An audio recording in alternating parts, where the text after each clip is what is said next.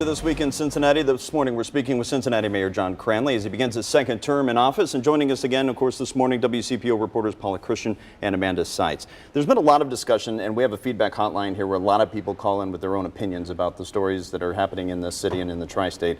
And when FC Cincinnati came out and the money discussions about infrastructure, majority of the calls actually came in opposed, saying we need bus routes, we need support for SORTA, we need to go that route and support issues like that instead of soccer stadiums. What do you say about the future of SORTA, possible taxation, homeowners out there who may be looking at more taxes and more money out of their pocket? Well, I think public transportation is, as I laid out in my speech, is one of the big things we have to accomplish over the next 4 years. If you look at if you look at the greater Cincinnati area and you compare it to our competitors, whether it's Pittsburgh or Cleveland or Columbus or Louisville or Nashville or et cetera, the biggest thing we have so many strengths compared to those cities. We have a more vibrant downtown. We have more Fortune 500 companies.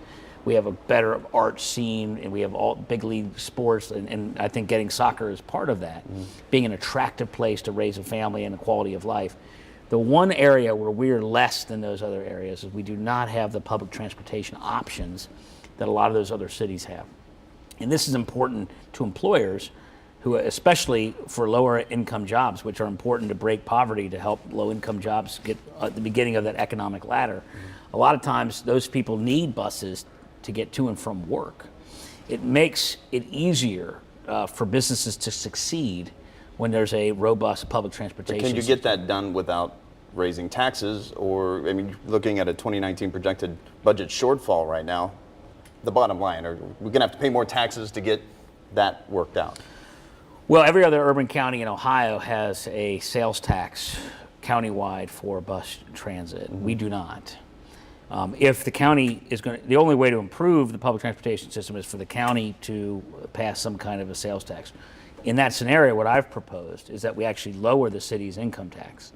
The income tax pays for the bus service now, and we would eliminate that piece of the income tax. So city taxpayers actually would end up either even or slightly below in total tax burden, but it would have a broader base of public transportation options, would help the suburbs, lower fares, and increase service throughout the county. Are there changes that need to happen at SORTA for you to achieve what you want to with transportation and to overhaul the system, really?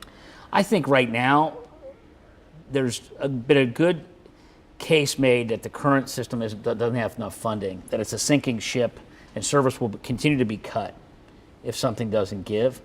But I don't think that what we've done yet, and I'd like to be part of this, I'm not just trying to point fingers, I think we all got to come up with what do we want it to look like. And if the county is ever going to do something to invest in public transportation, why is it in the county's interest to do so? What I laid out in the campaign, and I still believe, is that we should integrate things like Uber, taxi, and Lyft with our buses more effectively so that you know what, I don't want to pay for an Uber all the way downtown because that's too expensive, but I can take an Uber just to the bus line to downtown, to save a lot of money. Those are the kinds of innovative things I think should be part of a broader vision. Right now, the suburban bus rider also pays a lot more money than a city bus rider, because a suburban bus rider is in zone 2 because only the city's tax dollars are being used, so then they don't get the benefit of that. If you had a countywide system, the rate of bus service would be a lot cheaper for suburban residents to take the bus if it was a countywide system. And certainly that's a way to sell a levy to them. Yes. So you mentioned in your State of the City that you've been taking the bus to work. I have. What have you learned from doing that? I have enjoyed it. I had the privilege at different points in my life to live in New York and Boston, and I've always enjoyed using public transportation when it's convenient and efficient and fast. And so I've been taking the 25X, which is an express route, and the 24, which is a little bit slower route, but both of them have been very good. And it's a great way to see the town, talk to people, and frankly, I'm on the phone doing work. Reading emails, responding to emails, instead of driving. And so it's good for the environment. It's good to highlight the issues of the bus system by riding it personally. But I'm also reminded that I can get work done and not lose that time. So it helps me become a more efficient How long does mayor. it take you to get in on the bus compared to when you drive?